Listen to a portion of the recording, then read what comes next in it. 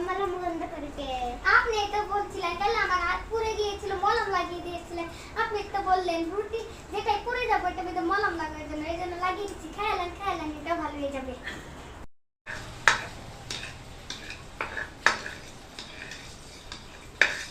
ও দিদি দিদি হ্যাঁ কৃষ্ণীরা সকালে আয় বসতে চা খাইতো কি হলো দিদি বউ সকালে এসে চা খায়া যাও খাইতাম না আরে খায়া যাই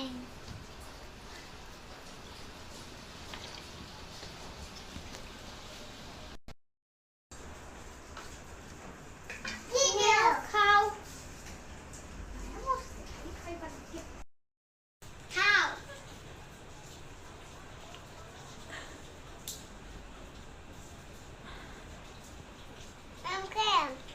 এই খাচ্ছি আমি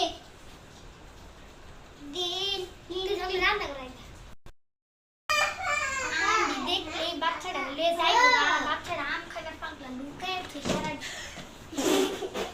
হাই ও দিদি ফোন স্ট্যাক করছালে নাই গিয়া তুমি কো দেন কে জানে লাই 50 টাকা দেলবা ওই বলেলাম না আরে বলে ওই দিদি এনে মোবাইলটা দিয়ে আমার মোবাইলে দিদি কাছে আনতে একটা ফোন করতাম নে हेलो তো ठीक है खाओ यार सारा रोटी खाया जाएगी पर चल बड़ी तुम्हारी है यार ये